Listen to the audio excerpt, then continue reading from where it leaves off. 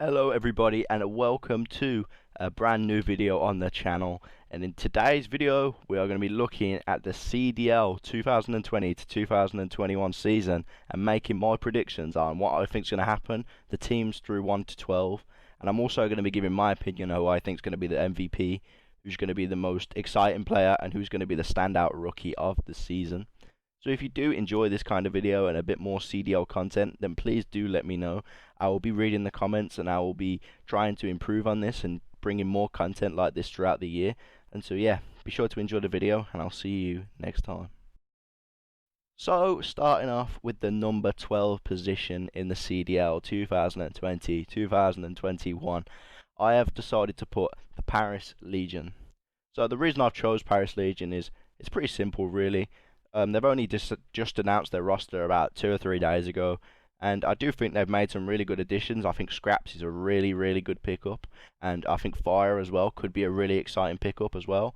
But honestly, I haven't seen enough to tell you much about them, what they're like, whether they're good in scrims or not, so I honestly could not give an honest opinion, which is why I have put them in 12th position so far. So moving on to number 11 spot, I've actually gone with the LA Gorillas. Again, I think this is a team that has a lot of potential, but it's the same team pretty much that won the World War II champs.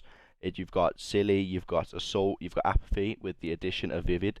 And I do feel as though if they can reach that World War II champs level, they can really push up the standings. But honestly, I don't think that this squad will be able to do it in this game specifically.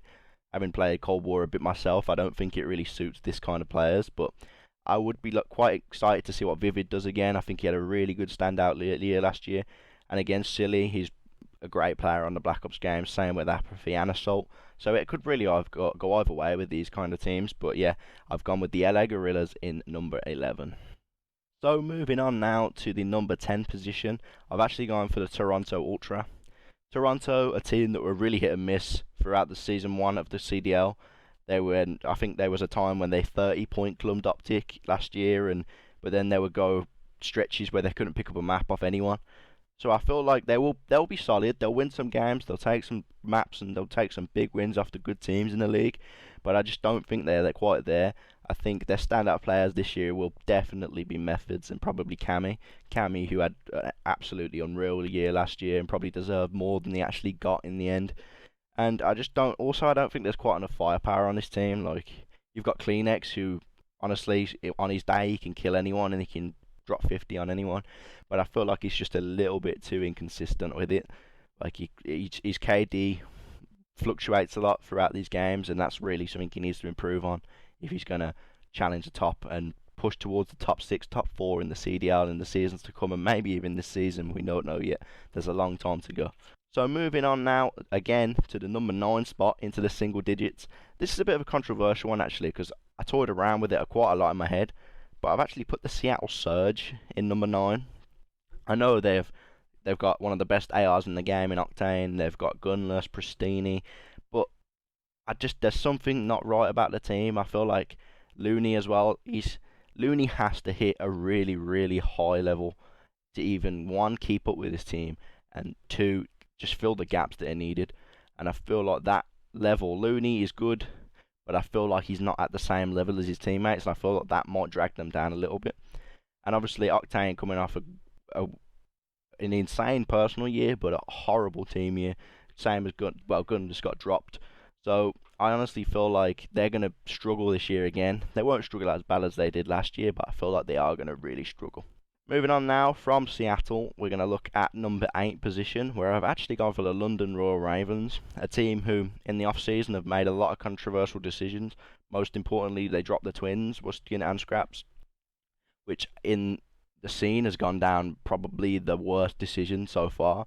And obviously we'll soon see whether it's been a good decision or not. In my opinion, I think it's not the greatest decision, because I feel on that team, Wuskin and Scraps probably were the firepower last year, and in a 4v4 game, them two together could really work well. And Wuskin obviously isn't even playing on a pro team this year as of right now. I do feel like he will get picked up throughout the year, and Scraps is on the Paris Legion. But with the team that they've got, obviously you've got Dylan, you've got Zero. I think Alex is a really good pickup actually. Like, He's gone away. He's played with the NA players. He's learned. He's improved, and he's come back probably a better player than the one that we had in Black Ops 4 and World War Two. But I feel like it all comes down to whether Shawnee can really fill that gap in the AR, and whether they can make the decision to drop Whisky a good one or a bad one. And I feel that's where this team's fate will lie. Okay, moving on now. We're going to give the Minnesota Rocker. I feel like first thing I want to say about this team is they are infinitely better than the Rocker team that we saw last season. We saw the likes of God RX, Silly on that team last season, but this team, you've picked up Major Maniac from FaZe, you've got Attach from New York, you've picked up, like, who's the other one? Yeah, you've picked up a lot of good players. I apologize, I forgot the team for a second. But yeah, you've picked up a really good team. I don't think they're going to be quite in that upper echelon, but I feel like they're really going to put on a show. They're going to take some maps off some good teams. And honestly, the one, actually, yeah, that's the one thing I wanted to say. The one pickup I'm really quite, not shocked about, but I'm quite happy to see for Rocker, is that they got Priester, especially with the LA Thieves coming back into the COD scene. And obviously with Priester's previous affiliations with the Thieves, and that could have been a thing that they got going. But I'm happy for Rocker. They managed to get him down to a contract early, and I imagine that if Priester was available when the Thieves came in, he would have been ended up on that Thieves roster. Okay, moving on now again to number 6 in the CDL this year, and I have put the New York Subliners. Again, another team who've made a couple of changes, not too many. They've still got the core of Zuma and Mac, who Mac had obviously again another standout year last season. But I feel like Clay, unreal. Greatest pickup you can get is Clayster after winning a world championship. He's got a lot to prove. He got dropped after a world championship win. He's going to get those players playing the way he wants them to play, and he'll get Hydra under his wing. And I feel like Hydra is the firepower for this team. If he works, they could be unreal, and they could even push up into third, fourth, second, whatever. But I feel like it all comes down to that Hydra pick and whether he can work well in tandem with Zuma. And I feel like they actually could, because I've been watching a few of their streams and they could work well together. But yeah, I think it really does come down to that one for me with the New York Subliners, and that is why I've put them in 6th position. Okay, now down to 5th now. We're working through these really fast, but I've gone for the Florida Mutineers. This again might come as a bit of a controversial one, because a lot of the scrims that I've actually seen, the Florida Mutineers have been taking a lot of maps off the best teams in the game, supposedly. But I feel like they're gonna fall a little bit, just a little bit short, and I feel like that's not down to their ARs, and I feel like that's down to their subs and the pressure that their subs put on. I feel like Slacked is probably one of the most underrated players in the league for the last 3 or 4 years, even though he had a few dodgy periods. But I feel like if he can hit a level this season, which I've seen in scrims so far, then he could be really, really dangerous.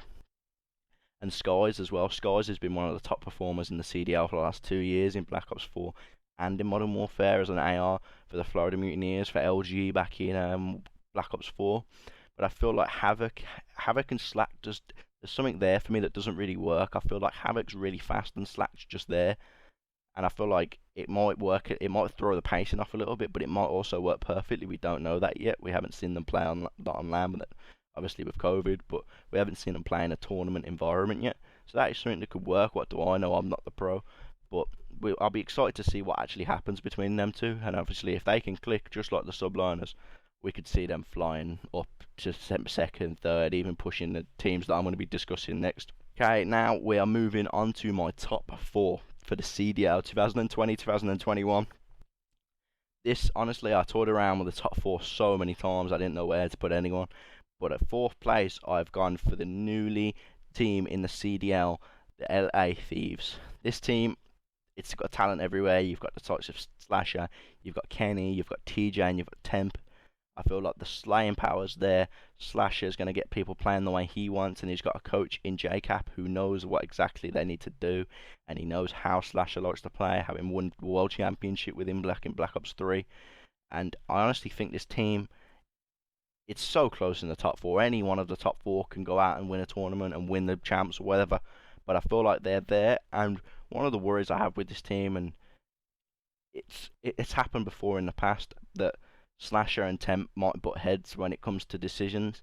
But I feel like the pickup of JCap will make a massive difference to that, because he'll be able to be that voice that everyone knows. JCap is one of the most winningest player in Call of Duty history, and everyone's going to listen to him. So I feel like that's the perfect balance with him, Slasher, and Temp, just to calm everything down when Slasher's probably telling everyone they're not very good at the game for doing something wrong. And I felt like that trio is a really good balance. Then you've got Tej and Kenny, who are just gonna, you know, do their job, play the game, and then that'll be a very, very, very solid team by the end of the year. Okay, now in third position, I'm sorry to destroy all the fans that might be watching this, but I've actually gone for Optic Chicago. I feel like this team has potential. You've got the veterans in Formal and Scump back on a boots and not back on a back on a 4v4 team. You've got Dashy back. Dashy's back where he wants to be, and you've got Dylan Envoy, who's like last year and the year before has been one of the standout players, especially last year in his S&D routes. People just didn't seem to know what he was doing. He always seemed to be one step ahead. And so far, I've seen in scrims, he's been exactly the same again. And again, there's always a worry with teams that you have when you see it. And I feel like this team is the worry I have is the leadership issues. I feel like Envoy's going to have to step up and be that guy. And obviously, he's only 19, maybe 20 now. He's a young guy, and he's going to actually have to step up and be like play that role, which I think he can do. But he needs someone else to step up with him, and that's probably got to be the likes of Formal and Scum, because they are the veterans on the team, and they don't have the Crim, they don't have a Karma anymore to tell them what to do. They have to be that guy, and they have to take on everything they've learned from these veterans over the year, and they need to put it into the young guns. And I feel like if they can do that, they could honestly take on the next two teams and actually wipe the floor with them, because the slaying power on this team and the quality they have is just unreal. Okay, now, probably the toughest decision so far for me is choosing between these two. So, in second position, I've had to go for the 2019-20 Call of Duty Championship winners, Dallas Empire. Honestly, you've got Crim back on 4v4. They've kept the same team minus Clay. Like they're gonna challenge again. There's no doubt in my mind. They're gonna be up there challenging probably like top 3, top 4 minimum, but they're gonna be pushing for that first spot again, back-to-back World Championships. It's really good now to see Illy's really stepping up. I feel like in a 4v4 game you can see a lot more out of all four of your players. I feel like in the 5v5 he kind of just disappeared into a role player and did his job, which he did unbelievably. They won the championship, but this season I think you're really going to get the chance to see how good he actually is as a Slayer, more than just a rotation based and trade player. And I feel like that's really, really exciting.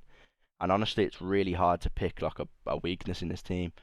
Like sometimes there's just teams where it's hard to pick a weakness when you've got the likes of Shotzi, Hughes back on a Black Ops game. He's unreal on Black Ops games. We've seen it in the past. Crim is Crim. He's going to do what he does. He's the worst winning player in Call of Duty history.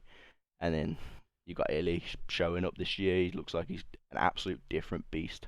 So, moving on to the number 1 spot. As you will be able to guess, I have gone for the Atlanta FaZe.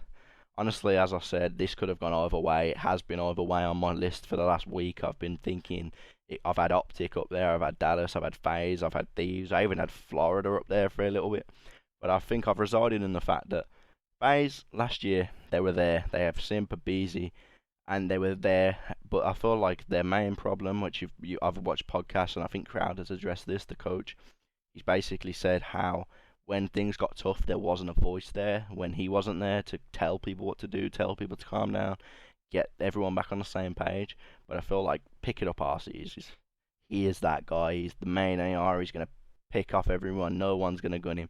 But he's also that level head when things get tough to calm everyone down, calm the young guys down. He is only young himself, but he's going to calm everyone down. And I feel like that's going to make a massive difference to this team this year. And that's why I think they're going to finish in the number 1 spot. So, there you have it. My CDL predictions 1 through 12 for the 2020 into 2021 season. Let me know what you think of my predictions, whether I'm really wrong, whether I'm right, whether I'm a little bit wrong. Let me know. Hit me up in the comments. You can hit me up on Twitter. All my links are in the description. But now it's time to tell you my MVP, my Rookie of the Year, and who I think is just going to be that one player who's just a little bit exciting to watch. So, let's start with who's the most exciting. For me, there's a couple of people that are in this category. The likes of Scraps. I really love watching Scraps playing Dylan on the London Royal Ravens. But I think out and out the one player that he might not get that MVP. He'll be in the contention definitely, but the most exciting player for me to watch, I think it's got to be Dylan Envoy. The way he can just manipulate the map as a sub, even he can pull out an AR, he can do anything in search, hardpoint, and it's going to be interested to see him back in control this year. Have a bit of a tactical gameplay, and that's going to be really, really exciting. And I just can't wait to see him play with the likes of Dashin and Scump and Formal again in a 4v4 game. I think he can really exploit a lot of these teams in the league. So now we're going to go through my rookie slash newcomer of the year. It doesn't have to be a rookie, it can be a newcomer that's a little bit older. But I think my newcomer of the year, I haven't never seen him play, but I'm really excited to see what Fire looking like. He's at the Paris Legion. He's just signed for them a couple of days ago. I've only caught a couple of streams when he's been playing 8s, but honestly, he looks electric on the map. I can't even lie. He looks quick. He hits his shots. He looks like he knows the spawns, every single spawn, whatever he needs to do, he knows it. And I feel like he's just got that passion, that Simp came with in his first year, that Celium came with in his first year, and they've just got that passion, I feel like. And if he can harness that and work with his team, work with the likes of Classic and Scraps who've been around the scene a lot longer than he has, just to feed off them and learn the little things, I honestly feel like he could have an absolutely astounding first year. Maybe up to the levels of Shotzzy. Maybe not winning the MVP, but along those kind of breakout years. Okay, so the Lord Almighty itself, the MVP. Who do I think is going to be the Call of Duty League 2020-21 MVP? And honestly, I've been tossing and turning over this one a lot, but I feel like there's only one name that I can really see in this thing, and I think it's got to be Simp. Simp is one of the best players that's ever touched the game. He had a bit of a I want to say he had a bit of a slow year, but he got the best KD in the year. But obviously he didn't win the big one or the playoffs or anything with the phase.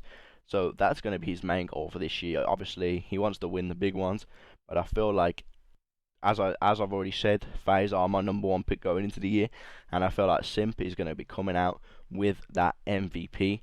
With an honourable mention, I almost gave it to Arceus, who I also think is going to be very close there with him, but I think Simp's just going to tip it over the edge, just being that sub player, more interactions, more in the game, and I feel like he could take over this entire year. So there we have it, all of my predictions for this year. I hope you really enjoyed this video. If you did, be sure to leave a like and subscribe to the channel. It really does help me out, and it tells me that you want to see more like this, and I will see you in the next one. See you later.